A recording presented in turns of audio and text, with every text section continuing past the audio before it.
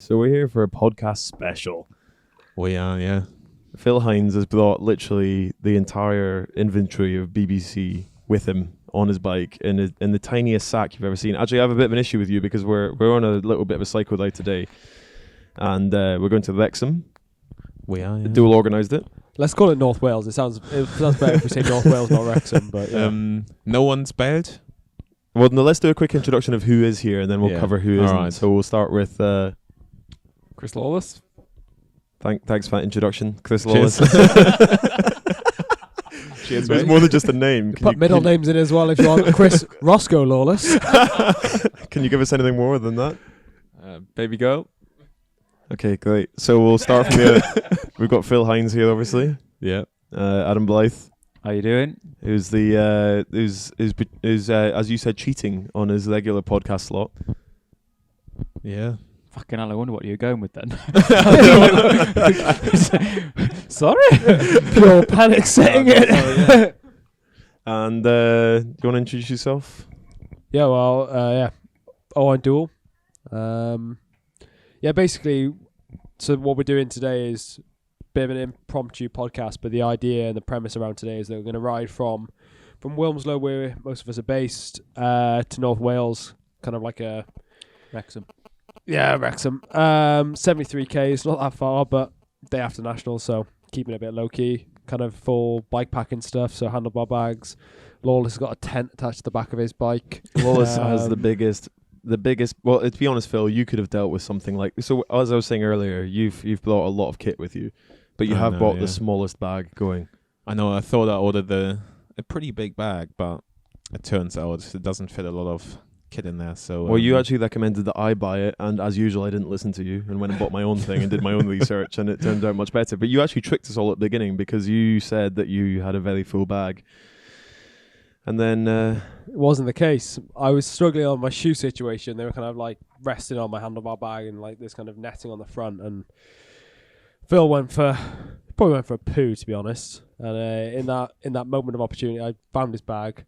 Found there was a lot of space in the bag, put my shoes in there, and now he's adamant that I have to ride with his rucksack on because my shoes are in there. I felt betrayed actually because that bag was suspiciously empty. It's just a small bag. It's just a camel bag. So Lawless, you were on our most recent podcast. How's the reaction been to your podcast so far? The PodCrash appearance? Not positive.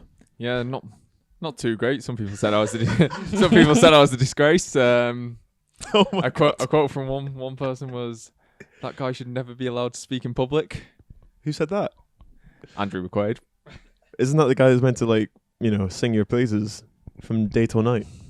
Nah, Andrew refuses to work with me. It's his cousin that tries to sing my praises. But I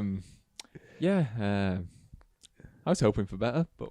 Well, it's good you're back on now. Let loose on the podcast once again. So let's talk a little bit more about the idea for today. Oh, what we're doing? Yeah, the whole a route preview. Actually, maybe that's a Blythe thing. You're on Eurosport these days.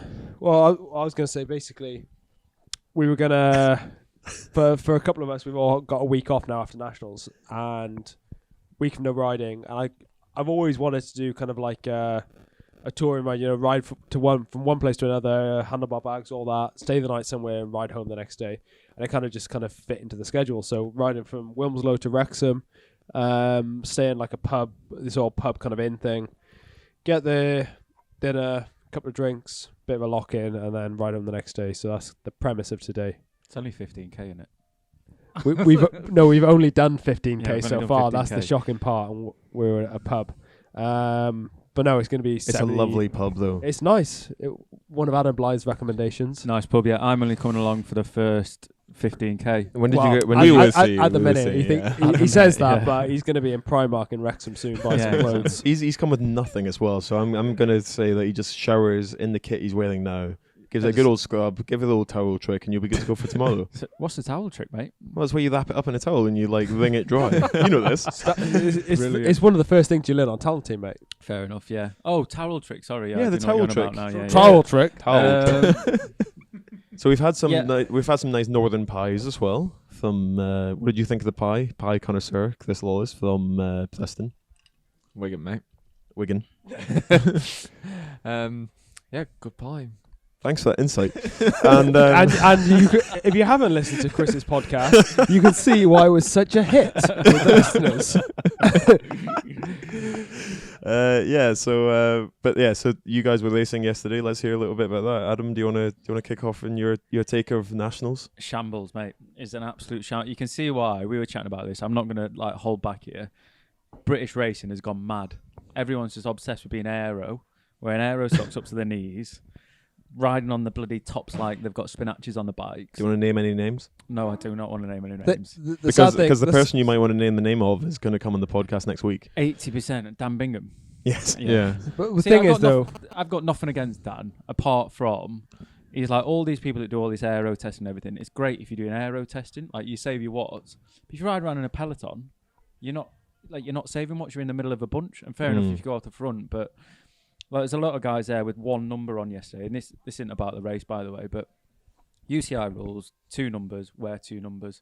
And you can't tape things onto your bikes and all that stuff. And I think that's just like an example of where British racing's going. It's absolutely shit. Like, no one's bothered about racing anymore. They're just bothered about being aero. And you could see that yesterday, couldn't you? Racing around. I'm not looking at Lawless because he followed me all day. Do you almost fuss about the style, though? You need to go fast but look good at the same time. I couldn't believe it. And you said there about naming names of people doing that. You can't even name names because it's the majority of the bunch. You know, you have people there with like TT skin suits on, which like zip up the back, no pockets on their jerseys, and it's like, yeah. To be fair, I like no bar tape. One guy. Most of the time, I will race with with aero socks on. Don't get me wrong, and I'll race with a skin suit, but like a road skin suit, with pockets in. And it was just, it surprised me, to be honest. By the way, if you're looking for aero socks, hit me up. On Instagram. Yeah, did she actually start hold on. So we're saying all aerodynamic stuff is shit, but by the way, if you want to buy some, come to me. No, but my aero socks are just normal socks with aero sock written on the side. Have you not seen it? So it's like a non-aero sock. Oh, well, did that's good to you just explain. decide to start your own sock brand? I just thought, fuck it, because it's not, sorry I keep swearing, but it's not That's like... No, we love swearing. Aero socks are just, like, it's irrelevant if you're in a bunch, which 90% of the peloton are all the time. Yeah, it's like an aero sock's an aero sock. So I just got normal socks with aero sock written on. And I think, like aero socks and all that kind of stuff, skin suit, that's all come into play, especially in like World Tour stuff, because say if you've got a day and you're defending a jersey and you have to, or you've got a sprint and you have to pull for 200k on the front. If you have aero socks on and a skin suit, it does make a difference. But like Adam said, if you're sitting in the bunch all day, it makes no difference at all. I'm all about being aero, like every little helps and all that stuff, but there's just a limit, I think, where you go, right, come on, we're not doing a time trial now, we're doing a road race. Like, you got to look after yourself in that kind of way. But back to the racing. Yes. It was a nightmare. Oh, okay. Well, Doull, you had a little spill. Yeah. Get down. Yeah, I was just surprised across the board. Nationals is one of my favourite races of the year, probably the same for most guys. It's always a really cool day. And can I just pick you up on that slowly? Because a lot of people said that British cycling didn't make a big enough of a deal of it being the national champs this time.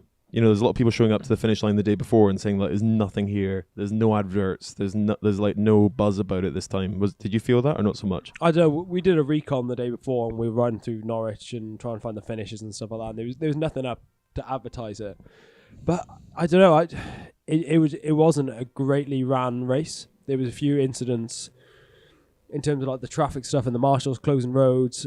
I had one incident. I was off the front on my own, and at one stage I was met by a woman. She looked like she went back from the shops, head on with a car, and for maybe a couple of k through a town, I was riding through traffic.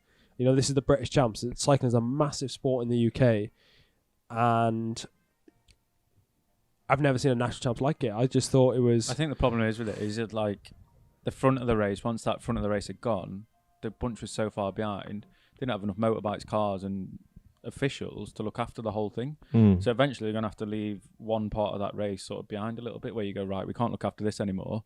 We need to look after the front of the race where it's all happening. So they didn't have enough infrastructure to look after the whole thing, where if you do laps, you got a closed circuit, so it's all completely safe. But yesterday, it's a fire engine coming towards us at one point. Yeah, it's just and ridiculous. And I think for sure, if you're in a World Tour race, it's not going to split up as much as that in so many groups. But what you're getting with the nationals. It's going to be in bits. It's going to be small. It's going to be group of 5 off the front, group of 5, another group of 3, group of 20, group of 30, whatever. It's going to be really, really split up. And it's not like this is their first time running the Nationals. They've been doing it for however long. So you have to prepare for that. And I just, it was just a very bizarre race and everything across the board. It was a bit disappointing and a bit disheartening as well, because you see what's going on with the UK scene now, with Madison announcing that they're going to pull out and a lot of people struggling.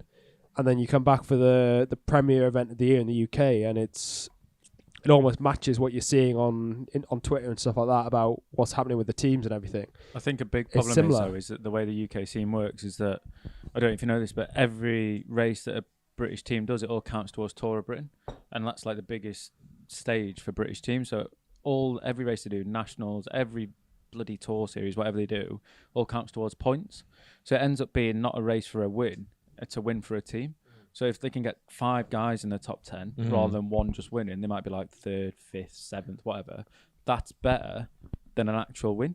And that's why I think the whole scene's knackered, because it's not proper racing anymore. It's just racing as, let's get 4 guys in the top 10 rather than let's win this race. And it doesn't matter what happens to the rest of the guys behind. I think even going back to the... Hold on. I was going to say, just before we move on to the overall arching of the race, I think what the listeners are dying to hear is your take on the race, Chris. Yeah, I think going back to the start of the day though, you look at the lead car, just didn't have control of the bunch in the neutral, and that just set the stall out for the rest of the day. It was never that organised, and just it was pretty dangerous all day. There was no, I've never been in a race where at so many points I thought that was dodgy. Now we come back to it. So coming into the race, you got away in the first 2K, didn't you? Saving yourself for the final, obviously. And then we got into it, and they've got the signs up for the Sportive, which were the same signs that we had out later on in the course. So I come through this town, and I was like, right, I'll try and I knew where the course was going, which I didn't know where it was going, but I knew where the Sportive was going, because that's what I recon yesterday. I didn't recon the actual thing because of these signs. So I was like, right, if I hit it through here, it might be a bit windy through these next lanes. So I hit out of this town, turned left, and that was a Sportive route. So turn left, and I was like, there's a lot of traffic here for a closed race. Anyway, 2 minutes later, just look back, 70% of the pelotons followed me. We went the wrong way. So we had to turn around. Let's get these excuses in now. So you went the wrong way, you crashed, and your excuse is? I tried going in the early move, which I thought was going to work, and didn't. All right, fair enough. He wasn't a breakaway, actually. He wasn't a breakaway. Yeah. But going back to Adam's point, it was just bizarre. I've never done it before in a race. We were literally winging along 60k an hour, bang left, and there's cars everywhere, and everyone in the bunch is going, oh, we've gone the wrong way. Everyone's doing a U-turn in a race. It's the national champs. What is this? It's absolute shambles. What kind of standard does that equate to for you? Well, I've done a lot of races, whether that's World Tour, whether that's amateur commesters in Belgium or whatever, and it's never happened to me before. It goes back. Cycling is a massive sport in the UK. It's popular. British cycling make a lot of money, and it's just a shambles. And something's gone wrong. It was bizarre. So I think that's half the trouble though. British cycling are essentially a business now. They're not. I think a business and a governing body should be 2 different types of things. The governing body should be pushing the sport forward. Whereas sometimes at the moment now it seems like British cycling are just trying to make the money and not doing the best for the sport sometimes. Do you think it had an impact on the results? All these mistakes happening on the race course? I'd have definitely won if that didn't happen. Well, talking about the winners, though, I think we're all pretty unanimous in saying that Swifty is quite good to see him get a result after the time he's had in the last few months. I don't think the result would have changed yesterday. Yeah. If all this stuff didn't happen, it would still be the same result. The only thing that I think is different is that Nationals is such a gamble that it doesn't really matter on the course. And obviously, you got to have the legs to do it, but there's so much luck involved with Nationals that you can't. It's like if someone asks you who's your favourite today, who's your favourite? There's never a favourite. It's just who's going good, but you don't know. Especially the British guys, was it Archibald? Yeah, he's obviously going good, but it's mainly at the end of the day who's going good and's got a bit of luck behind him. So we'll put this into context for people who aren't the cycling nerds. We don't have as good a following as a cycling podcast, Adam, so I just feel like I need to bring this down a little bit. So basically Ben Swift had a ruptured spleen, really bad crash a few months ago, and to turn that around to win the British Nationals is a big deal. And then we've also got John Archibald, who came third in the time trial? Second in the time trial, and then third in the overall race, despite being on essentially kind of a British team, I guess. is like a massive deal as well when you're mixing it with the best of the best at the British Nationals, because that's the chance for all those guys to break through, isn't it? It is, yeah, but this I'm not taking anything away from John. He did like 2 amazing forms. He's got the form and everything. But I think with the Nationals is when this sounds quite big-headed, but when we go into National, we've got a target on our back. If Doull moves, if Lawless moves, not so much you, sorry mate, but you've got to wait that early break. But it's like you have a target on your back. You sort of see, if someone sees us going, they're like, right, this is the time we need to go. We need to react to this. And if there's, like I said, there's no offence to John here. He was in the right place at the right time, and there's no taking that away from him. He did a great ride, but no one's watching him. And it's the same with all those other little teams. Like, no one's watching them. Whereas if we move, it's like, they're going. We need to go with it now. A lot of people see it almost as like a free ticket across to the front of the race. They think, okay, if this guy's going now, he's probably going to get to the front of the race and go with him. I think a really good example of that is Connor Swift last year. Obviously, riding for Madison, he's a really fucking good bike rider, but he was kind of a bit under the radar. So you kind of have that freedom to allow him to do that. On the flip side, this year he's racing, defended national champ. He rides for Arkea now, like Pro Conti team, big team, and I think he probably understood how it is now when you do the nationals as a kind of a proper professional. You know, every time he jumped, he had people on him, and that's because again they think, oh, okay, well, if he's going now, this is obviously a good moment, and he's a good wheel to follow, and it makes it from our side, makes it really negative racing. And to be fair, if I was a British rider, I'd be doing exactly the same thing. I used to do the same as a U23. If I saw a World Tour guy moving, I thought, this is a good place to go. I'm better off if there's a World Tour guy going.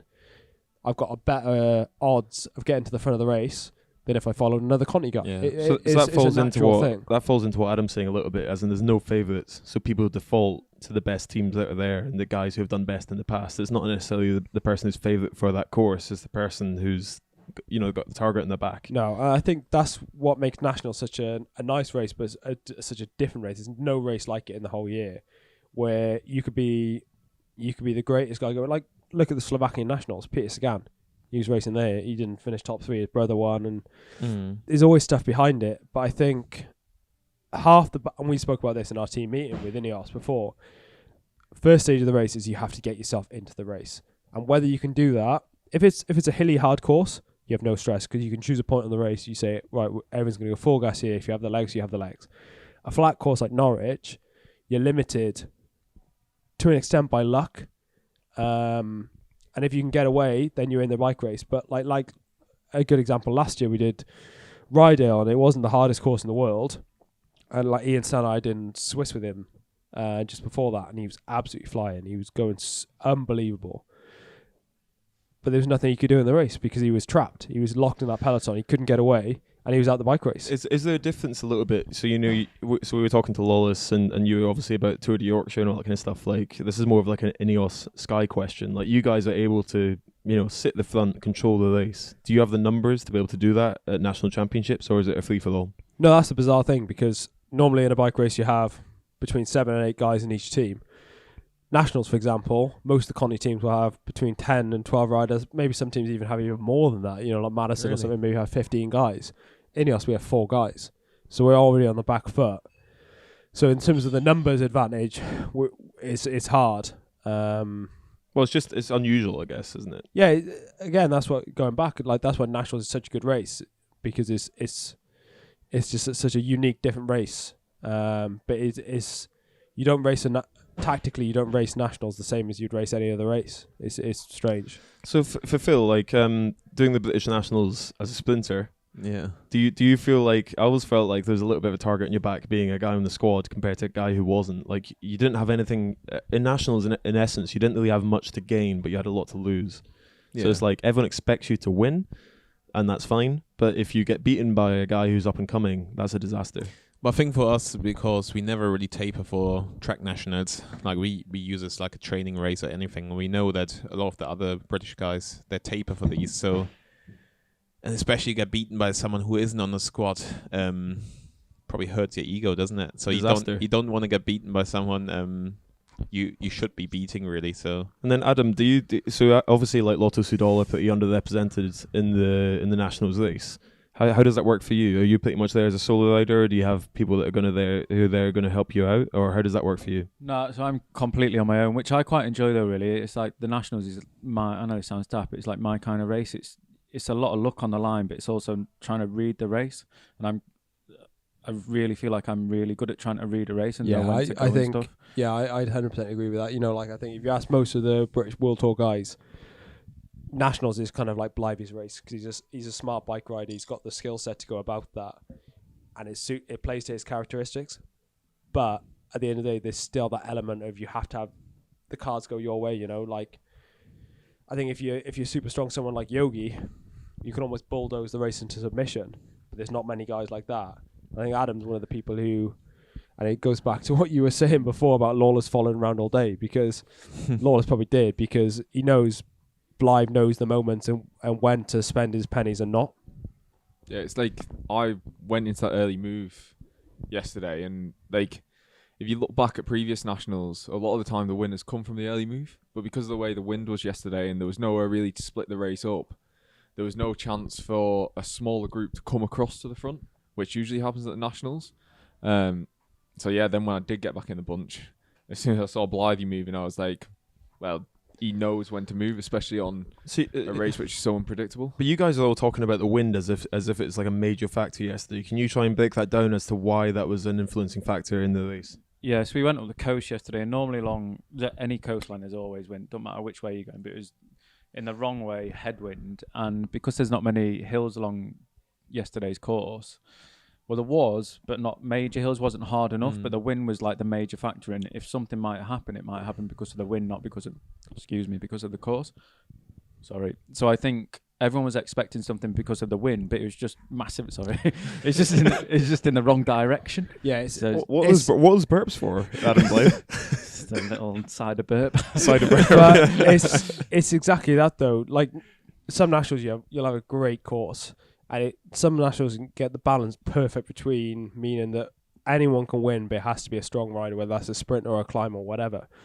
The Nationals on Sunday, or yesterday even, sorry, it was a pan-flat course. And we speak about the wind a lot. Other Nationals, we probably wouldn't so much because you'd have something which you could say is a key point in the race where you say, okay, we can make the race here.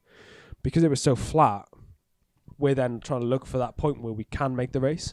And the wind was kind of our best shot because it was pan flat. You're like, obviously we're World Tour guys and we're racing against some domestic guys, but the level is still really high. You can't just ride people off your wheel on a flat road. It's impossible. So you have to try and pinpoint that point where you think could be a crucial point in the race. And we before, same with the Ineos, we put a lot of emphasis on the potential that we could have crosswinds and try and make the race there. But in reality, there was nothing. It was...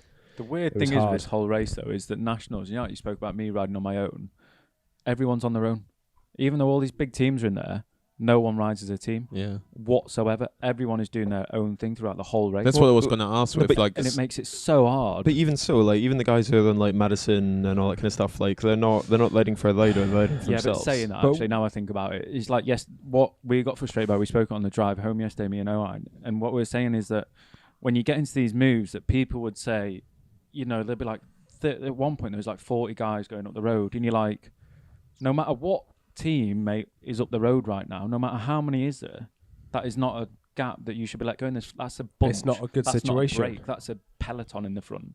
And you get guys being like, no, I'm not chasing that because I've got a rider in there. You're like, yeah, and there's 39 other riders in there. It's like ridiculous, but people would go, no, I'm all right, thanks. But then at the same time, if you move, they've moved with you, and it's like, guys, it's a 40-man group. Just chase it down. It doesn't matter who's in it or not. It's too big a group to be going. So when Lawless was off the front, would you have chased him if you knew you couldn't win the race? Front, full gas.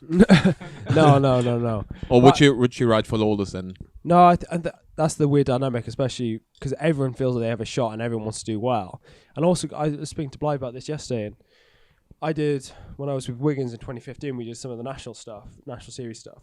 And when Phil was a teammate, and it was. I just Wiggins. Yeah, I did ride for Wiggins. Not one mate. year. Did you do any road rides? No. Oh yeah. No, he didn't. Oh, yeah.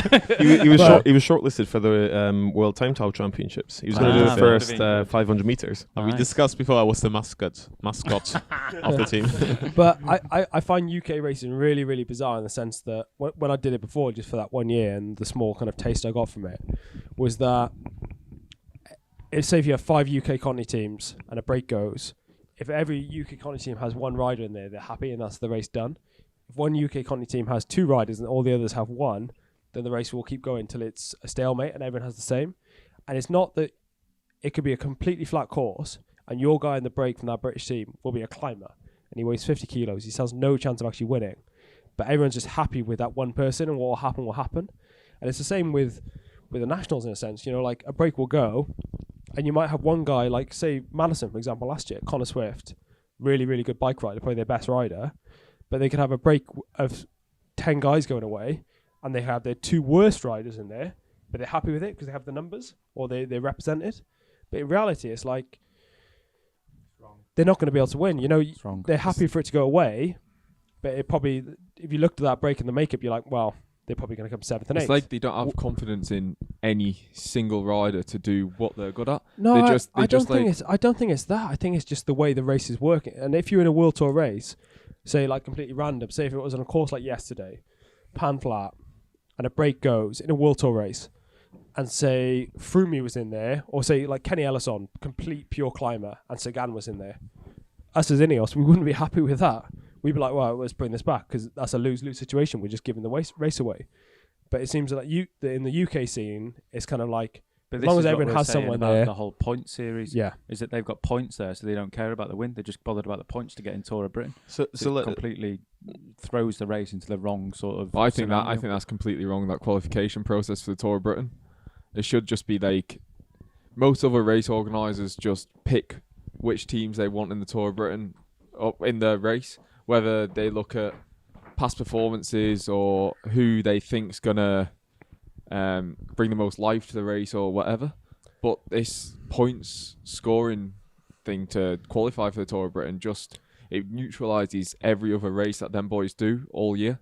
Thing is, I'd say I disagree on that because if you leave it to the discretion of the organisers, you never know what's going to happen. Whether money's exchanged and people with deeper pockets get in rather than merit.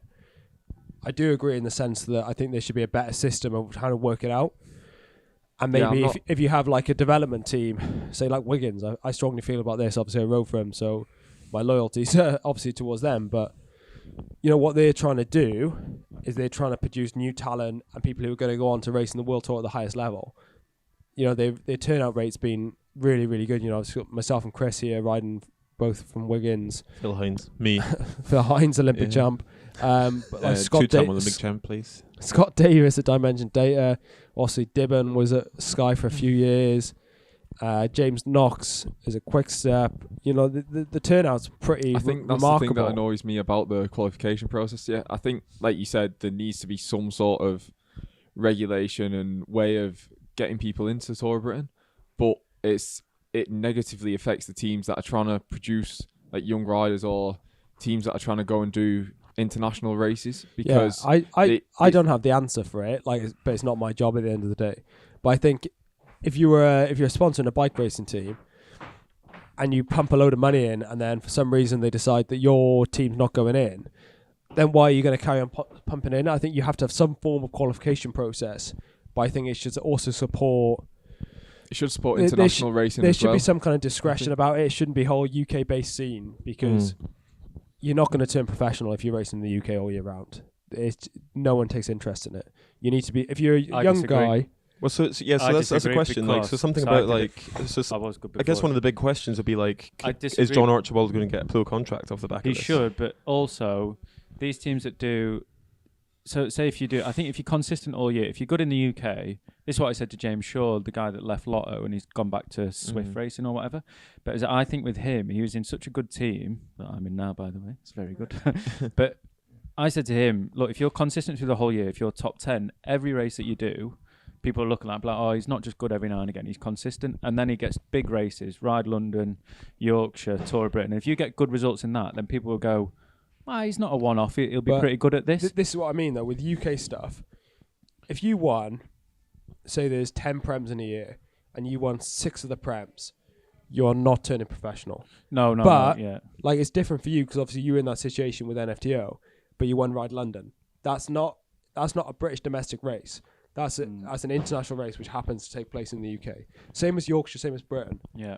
So, and we're going back. So basically, we were discussing about the Tour of Britain qualification and how we're talking about the points and everything. And I was saying, there's a lot of stuff went down when you were away. It shouldn't be like that, like but you need some kind of balance between.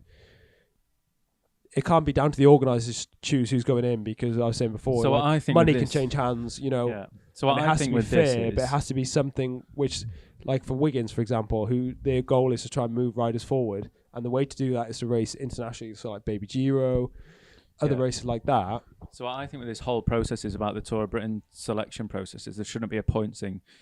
If you're a professional team and you pay bike riders, they are professional. Yeah. If you don't pay bike riders, like a lot of teams don't, they're not professional.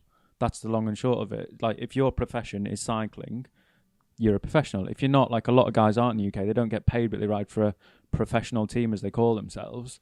They're not professional. That's not your sole profession. So I think the teams like Madison, everyone that gets employed and gets a salary, you are professional. They should be allowed into the Tour of Britain. The smaller teams, fair enough. Like put your bid in or whatever it might be. I know it might cost a bit, but that's your way into getting noticed on TV. That's your advertising as such. Way of building your team, I guess. Exactly, yeah. But in my opinion, if you're not professional and you're not paid monthly for doing what you do, then forget it. You shouldn't be. It's not that you shouldn't be allowed in the Tour of Britain. Okay. There's 4 teams above you that should be. Well, that brings us on to a good point. So let's have a little round table, I guess. Each person saying, what do you think the British scene needs to do to get in a better place, and also what's your takeaway from nationals? They definitely should take away that point system from the whole thing. I don't know enough about it, but from my opinion of it is they need to take out this whole point system. With this point system, it's just making the racing, it's nulling it across the board. They're taking away people's results, they're taking away people getting results that might be able to get contracts in the future because they're riding for 7th or 8th or 9th or whatever it might be just to get points to do Tour of Britain, which they might not do because they might not be selected for their team as well, which is ridiculous. So I think that's the main thing they need to do, but I've not done it. I don't really know what's wrong with it. Yeah, I'm similar. I can sit here and bag it all day, but I'm not involved in it. I'm not educated enough in it. This is just my opinion from what I hear from other guys. If I could sit here and give a concise answer to why it's going wrong and what to do, then I should probably be running a UK Conti team. And I feel for all the UK Conti teams because it's like everything across the board. Everything's fucking hard at the minute. I think that's a result of Brexit and everything going on with Trump and everything, and nothing's stable.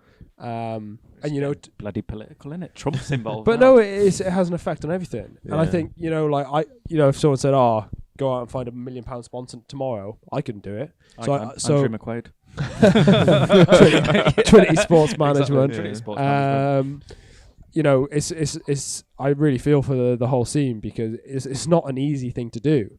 So I couldn't really give an answer, but I think I do agree with Adam that the system they have at the minute is flawed, especially the Tour Series system with being a team event. I was going to say that, yeah. I think it should be an individual event, and whoever's your highest rider, you score points for that. Yeah. And if you win, there should be a bigger gap to the second place, so it's incentivized to win, and that's what cycling is all about. Someone crossing their line with their hands in the air, and that's the shot. They win, and their team take the pundits for that and everything. Like bike racing. Yeah, just normal bike racing. Because the Tour Series used to be quite a big thing, like 3-4 years ago. Like used to be watch it on Channel 4 or ITV or whatever's getting ad, and it was quite a big thing to win a Tour Series. When Ed won it like 6 times in a row or something like this, and he became a hero in the British crit scene. Yeah, but now sure. I don't watch it anymore, or it doesn't seem that interesting anymore. I think it's a dangerous thing because I think the Tour Series has almost gone a little bit stale. So I think that's why they tried to bring this whole team aspect into it. But it's the wrong way of going about it. And again, this is just my opinion, and I don't know too much about it. I'm just looking in as an outsider. So it's not like I can say you should do this and this and this and this is going to work. It's good that they try something different, but it just hasn't worked. And I think you shouldn't be afraid of reverting back to what it was or thinking of new ideas. I think as well is that we're not trying to take away from what like the Tour Series does. Like Mick Bennett organises that, and he organises Tour of Britain. And I think he's just trying to combine the two in saying, right, you can do the Tour Series to the smaller teams, and saying, by doing this, you might be able to get into the Tour of Britain, which is a great incentive, but I don't think it's right. But you have to take your hat off for him for keeping these races going. No, for sure. It's massive. Oh, he's one of the big reasons the UK scene is still going. And I think it's great that he's doing everything above board and fair in the sense that you say, okay, if you want to ride Tour of Britain, you have to do this, this, and this, and this, and whoever's the best gets to go. But it impacts negatively against other teams. Like, again, going back to Wiggins, you know, if the Tour Series holds a lot of points for Tour of Britain qualification, and that's obviously important to every team sponsors, and especially Wiggins, like all teams in the UK, because their British sponsors the biggest race of the year. For them, almost in a way, they could say, okay, instead of signing young guys who we want to give opportunities to race abroad, we could go out and sign one of the best. Like, they could sign Ed, for example. Yeah. And they say, okay, we know we're going to get wins with Ed. He's going to get us that Tour of Britain qualification. But they don't want to do that because it will take a large chunk of their budget, and it'll probably impact on the races they can do abroad and the opportunities they can give to younger guys. So it's like, it's interesting difficult. what you were saying, Joe, about the Tour Series and the team, like how it's the team that wins, and how you were saying that's not bike racing. It's about someone getting someone across the line first and having a winner. That's touching on what I said in the podcast last time I did it with Callum and Phil. That famous That famous appearance. I think that's the biggest downloaded podcast out of all of them, isn't it? I think it's like, I think I got maybe like 5% in comparison to Lawless's 100%. Mate, you're one of our biggest hits on the whole podcast. Yeah, I think more than Yeah, but I'm humble like that. Lawless is trying to pick his own podcast up. He's like, oh yeah, if you're still listening, please download. Should we get back to the original question? Yeah. So the original question was, what's your points for the British scene and your takeaway from nationals? Well, I think like for me, when I was involved in the British team riding for JLT, like we were very lucky as we had a good budget, which meant we could have riders that went off and did international racing, and then we still had a strong squad for the British races, which allowed us to get the qualification for Tour of Britain. So there weren't that much stress around it. But with the current Tour of Britain qualification process, it's hard to send riders away to UCI races abroad where they could potentially put themselves out there to get a World Tour contract, when the team's got to think about qualifying for the Tour of Britain, because that is pretty much every British team's main goal for the whole year. So when you've got to put your strongest riders into a Premier calendar, which them riders don't necessarily want to do, they want to be going racing abroad and trying to get a pro contract. It's a hard one, and like, I think something needs to be changed about the qualification process, but I don't know what it is. But yeah, like Doull was saying, it's hard to not have a actual point system of some way, because then money could change hands, let's kind of wrap up the whole nationals British discussion a little bit. Like, Adam, Hold on. I just you got a point to say? No, I just wanted to mention, I hadn't really thought about it Take your before. soapbox, mate. Here you go. But Lawless mentioned JLT then. Yeah. I think that was one of the best teams going. Mm. Like, hats off to John Longest Arity running for team. everything he did for the UK scene. And you look again, all the people who came through that, I think he got the balance between having to support the UK scene because it was important to sponsors and because he enjoyed it, but also giving young guys the opportunity to race abroad. And that was like literally the perfect team for the UK. Really professional. They looked after everyone. They gave people opportunities, and it's just a massive shame that they've gone. Okay, so I put a one challenge kind of one sentence question to you guys as we just fire round, including Lawless. So it's going to be like, what does the British scene need to do to get better? Like, just summarise it in one sentence if you can, starting with Blythe. Take away that point system. Take Let away the bike point racing system. be bike racing and have done with it. And like I said about the professionals, Yeah. if you're a professional, do Tour of Britain. Doull? Yeah, I'd agree. Don't try and overcomplicate stuff. Take it back to how it was. And yeah, In the good old days when I was a boy. Good old days when I was a lad. When Legs Lambert was riding and romping around the UK in his national champs jersey. Lawless? Baby go? I think more variety of racing, which ultimately comes down to Gravel racing or No, I mean like UCI Track racing, racing. but that Cyclocross, Motocross. that comes down to Brompton racing, British cycling as well, pushing that. penny UCI. farthing racing, Trying to say something serious here. But that like, tandem racing. I think ultimately it does lie with British cycling and trying to push the more international races Yeah. to be in Britain. Okay. Because then, if you did want the points thing for the Tour of Britain, you could include them UCI races So we within that. So we can all say unanimously that like London being taken out of the UCI calendar is a bad step. Well, Bad I step, think good step. I think I they don't forget they lost Ride London, gained Yorkshire, Mm. which is 3 days, not one. So they've got three Four. chances. Four. But I think this Four is a really good chances, not point one actually, which chance. we didn't speak about. Is there's good that they say Yorkshire carries points for the qualification because Yorkshire is a real test. It's a really hard bike race, and there's other It's not big that hard, teams. though, is it? But there's other big Hey, teams. we've got the King of Yorkshire here. There's- Yeah, That's, no? that's there's, what I mean. there's other big teams there which influence the race. So, for example, if you look at Yorkshire, all the top scoring guys from those British teams were guys who are former professionals. James Shaw, Mark Christian, Scott Thwaite, guys who can race at that level. And I think that's more important for a team in a bike race, is how they can perform in the bigger races rather than these smaller races, which are the UK scene. So I think what would be great is if there were more big international races where you still get the same, these Conti teams and some of the other teams getting in, but you also have bigger teams racing. You look at Belgium, you can race so many big races where you have Conti teams and all sorts, and it brings the whole level on, and it makes people have to raise the game. Because at the minute they only have to race the big races if they do Britain and Yorkshire. Those are the two big goals. What's But if you mad had as a couple well, more of those in the year, it'd be better for the whole UK scene. It'd be better for British cycling. And everyone would have to raise their games. That's the level Well, you have to rise to then. I think that was like part of my point in like talking about trying to get more UCI Why didn't you races say it in then? Britain.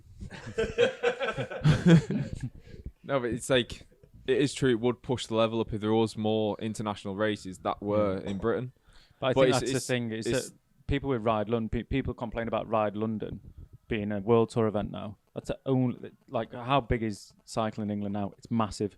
There should be at least 2 or 3 one-day World Tour race in London, not just one. Like, a World Tour It's event's a ridiculous. big deal. It's the highest classification of But that's bike what I racing mean. you can get in the And world. there's only one of them in the UK. There should be at least 3, if not 4. Like, look at last year. UK riders won the last 3 Grand Tours. 3 Grand Tours in a year. Like, we're one of the big cycling nations, and the fact that infrastructure isn't there to support the racing is crazy. And only one British rider's ever won Ride London, I think. Who's that? Who's that, Adam? Anyway, so we'll wind up the old unlit. Phil, you got a quick point, actually? No, not quick point. I just complete different topic, to be honest. Well, I was going to change the topic as well.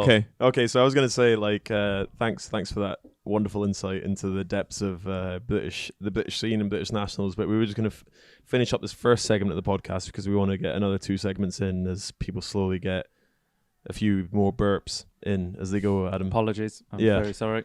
But we were going to just have a quick shout out now, I guess, for who bailed on this trip, who's meant to be on this trip to start with. I'll bag him. Hugh Carthy. Hugh Carthy, Yeah, dickhead. You see you next Tuesday. You ever met him, Callum? No, never. Yeah, so originally it was planned. We booked a load of rooms, and G as well. Bloody G There- missed out. there's a Bloody few blaming it on the tour. there's a few flakers. Froomey. Froomey. Froomey. Don't Broke worry. his Froomey. bloody leg. Oh, yeah. Use No, that as so an originally we excuse. had like a decent crop of us going, but Boonen was meant to come as well. Where's he? Tommy, Hey, yeah, God's sake. First name terms. Hey, Yeah, exactly. can I actually ask you a quick question? I think Boris Johnson was down to come as well. Can I but ask you a quick that's- question that's about president- Froomey? So have you seen this conspiracy theory that he faked his leg break? Really? That could be one for later. But Yeah, I have seen it because you said it to me. Yeah, Um, meant to. it's- Did you make it it's up, Phil? Actually, What leg It's break actually is? meant to. mate, Recent one. no, mate, it's actually insane how It's meant to. stupid some people are. Yeah. I don't even want to speak about it because it just adds fuel to I the ain't even fire. heard it. There's this it's conspiracy theory going just- around on Twitter that he I j- faked his leg break because he spent like He a faked couple of the hours whole in the accident, ambulance. apparently, and like I read stuff like that, and I'm like, there are some dipshits in the world, like literally. It's, I mean, not to point the finger at Phil Hines, but he does love a conspiracy. I love a theory. conspiracy theory. Even I thought that it's meant to. yeah, exactly. I don't mind a conspiracy theory. Like I find it quite interesting to read sometimes. Yeah. But just just live in the real world. Jesus. Well, so we'll wrap up this first segment of the podcast. We'll try and get a few more in. Is Adam Blythe going to be joining us later? Who knows? We'll find out. Thanks for coming. Because he says he really needs to go home, but he might have a mechanical later on. Who knows? Yeah. And Hugh Carthy, maybe we'll meet another day at some point, and John Diven and a few others who were meant to be here today, but sadly Theresa couldn't May's be. at the next pub. Is she? Waiting. What an absolute lad. So we'll follow up the segment. Lawless is celebrity crushes in the next pub. Yeah, that's true. Yeah. Kerry Katona. Anyway, so we'll wind up the segment and we'll pick it up later in the afternoon. So listen out for Adam Blythe. He almost certainly won't be there, but give him shit on Twitter for it. So we'll find out later. Okay, we'll be back soon. Hi there, we're back and we've made it to Wrexham. Now, if you're listening to this and you're not in the UK and you don't know the distance between Manchester and Wrexham, it's about 200 k's. Basically, it's not very far. No. It's quite far. It's very, very far, and we're one man down at this point. So you might notice that there's no Adam Blythe in the second segment of this podcast. Unfortunately, he had to go home, didn't he? He did. He was talking. I mean, to be honest, it was. He's got something called responsibilities. Yeah, but it was good timing because he started talking about ISO fixes and cars and child seats and stuff, and I thought, you know what, this isn't what we need. No. What do you think? No, I agree. I thought I'll take a step back for this podcast. I won't be as vocal, and then literally put my microphone down for a second. It was like, what do you think? To be fair, Give us some banter. That's what we want. Some banter. Well, the last podcast got a little bit heavy. There's like a couple of guys talking around about. So let's talk about the British scene now. Let's not talk any more about the British scene and apologies for that. points. I think it was for the three of us today. It was just a good platform to vent on, and we went a bit heavy on the venting, but Bit of a therapy session. we're not gonna carry that vibe on for this. Let it be known special that part 2. none of our listeners know about the points qualification system I know. for the Tour of Britain via the Tour Series to get into nationals. So all I can say now is I'm very sorry All for you can all say you had to then listen to is there. This is a very insightful podcast, educational if anything. You should change it on the section from sports to educational. Yes, well, I'm pretty sure no one's left in any doubt at this point how unhappy the Pro Tour riders are with the points qualification system. And you know what? Why? Why? Because they didn't win. Oh. No, I because think the that qualification system has nothing to do with the Phil, result. you're a bit National- edgy. Have you got- Anyways, have you got a let's few not beers inside start you? the whole argument again about the British scene. Mate, if you want to go in, I'll go in. Yeah, so it took us actually like 8 minutes to ride 75k. No, it took 8 us minutes. 2 hours. 8 hours, minutes? I mean, not 8 minutes, 8 hours. God, you're going fast. I know, 8 minutes. Well, Contrary to what I saw on the bike. Well, it was only about 2 hours 50 riding time. But Well, I left my house at 10:30 with Hindes bipping away saying, you're going to be late, you're going to miss it, all this kind of stuff. As he does, he stresses. And I got there, and basically, we got here about maybe 7 o'clock. So 10:30 till 7, it took us to ride It's a very long time. 200 Ks. At least 200. 200 Ks. Yeah, But we're here now. we're here now. And how's the bike store, Phil? We haven't actually checked it out yet, have we? Is it satisfactory or? Okay, so to put this into context, when we arrived, Phil went, don't worry, boys. I've Googled this venue. I've done my research. There's a bike store here. Where's the bike store? That was the first question. We rocked up. Where? Nice, really rustic pub in Wrexham. Very picturesque.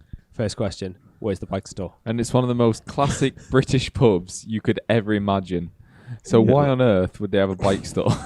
No, they actually do have a bike store, Lawless. But we haven't seen it yet. There is one. You just need to ask them. You haven't it's behind found that it door yet. there. That's it. The bike store. Yeah, you just need to ask for the bike store. Well, anyways, you put them in our little cottage we are sharing. The We've got a cottage. lovely cottage. Thank Yeah. you, Doull, for booking the accommodation. Unfortunately, due to the people that have bailed, we have had to give up one of the rooms for this evening. So myself and Lawless are sharing a bed this evening. So you haven't got actually 2 single beds, you just have a double bed you have to share. Top to toe, yeah. What's the matter? So what are the stories from today? What's the highlight from today's ride, Phil? The highlight of this ride, He didn't have any highlights. He I was think- suffering all day. Yeah, I found out that my road riding fitness is actually shocking. Abysmal. No, Very I said bad. for you, it was an educational ride. You learned where the first pencil was ever made. Yes, we saw that. That's it. Yeah. Is that? I thought you were taking the piss No, when you it's true, said that. mate. It's true. Where did What do you you- think that monument's about? I thought it was like a war memorial Mate, or it's a something. massive pencil. They don't just stick up plinths anywhere, Phil. Maybe. Yeah. Anyway, so Phil was suffering from pedestroke so yeah. 1 all the way until pedestroke, let's say 500, because we didn't really go that far.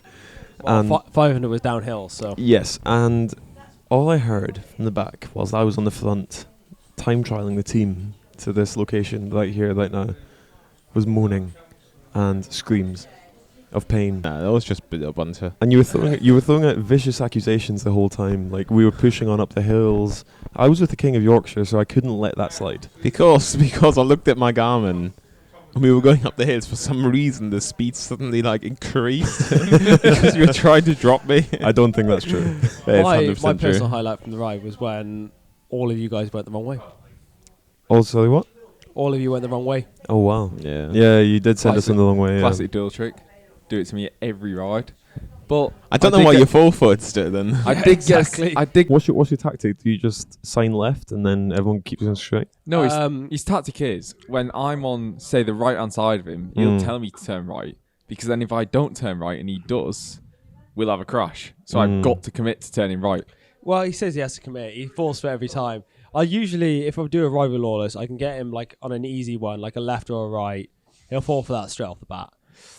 The second one's a little bit more difficult, and then the third one's really hard. So I have to really plan. I have to give it a good hour to let him forget about it, and then kind of give it like a proper left. And sometimes I've done it before. I'll be on the left, he'll be on the right. I say, I'll turn left here, mate. Start anchoring in left, slam on, and then go straight. And even that one gets him. I mean, that's how the 6-hour rides just fly by, isn't I it? think my record for probably wrong turns on Lawless's behalf has probably been 4 or 5 in a ride, Oh, wow. which is quite remarkable. I don't know why you still that many fall for it. times. Because if I don't fall for it, we crash. I mean, that's a solid Hold point on, you make hold on. there. You I say- don't want to crash on a training ride. You say we. It's you. There's no we. It's you. I think there wasn't many skittish moments today. I mean, like, they'll call me out for having very good, let's say, bunch etiquette. Yeah. We were riding Phil, up on a the hill other and you nearly actually fell into the ditch. No, you pushed me into the ditch. No, on not that- one but two occasions. That was after you actually nearly fell yes, into but the ditch. I got out the ditch, then you pushed me back in the ditch. Yeah, because it's funny. 4 or 5 years ago, we used to do a lot of roads. We did do a Mallorca lot of training those, camps. Was a lot better on the road. And then since then, really haven't done much. That's an interesting point because the guy who took out a lot of the road that we used to do was Connor Taylor, but ironically now Connor Taylor coaches Owain Doull and Chris Lawless.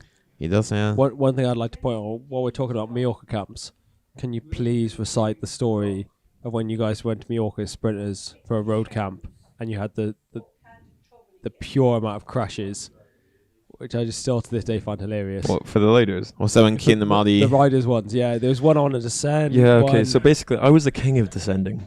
You know, no one could touch me. I was like, But this is day one of the camp. yeah, basically every descent, I Something was, like that, I yeah. was like, who's a good descender in the Pro Tour? Anyone?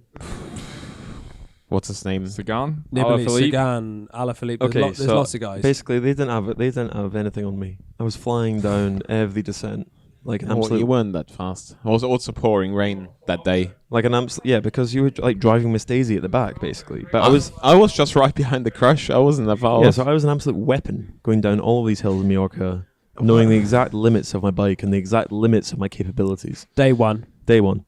And so basically, the coach at the time, who I won't name, now works for Australia, basically he thought, you know, I'll show this kid a thing or two. He thinks he's a good descender. I'll show him a thing or two. So he was following me, but because he didn't have the same joie de vivre, he crashed behind me. And Kian Amadi also crashed, but for some reason Kian Amadi like crashed, but took aim for like this tree. You and could see that was the only tree like from in miles. this area. Yeah. Only train Mallorca, I think. It was Yeah. like a mountainous landscape, and for some reason Kian Amadi locks into this tree, and he thinks, "This is the thing I need to stop me." So it's like a cartoon, like, you know, when what's that? Road Runner, and what's the other guy in Road Runner? Kian Amadi. Kian Amadi. So basically, he comically head butts this tree, and then just falls to the floor. Beautiful. I've never seen I know, anything what like was it. You could have literally gone to the left or the right, and you would have been fine, Yeah. and just fallen into the dirt. But Keane Muddy likes to push himself to the absolute limit. Right. Anyway, yeah, so Phil's giving me the eyes to basically wind up this episode because it's dragging on. But yeah, we'll get Adam Blythe back on the future. We've got Dan Bingham coming up in a couple weeks' time. Hopefully you enjoyed the Ben McCulloch-Young episode as well. Go down the table quickly, do your shout-outs for social media, all that kind of biz, and then we'll finish it there. So Chris Lawless, yeah. I mean, you've been on this podcast before. Don't look at me like you don't know what I'm asking you to do. What's your social media stuff? It is at Chris Lawless 95 for both Instagram and Twitter. Oh, lovely. Cool. And Doull? I'm okay. I'll just pass. Alright. My Instagram's fine. Anyway, so it's been a lovely podcast. Thank you for coming on, and we'll find the bike store later on tonight.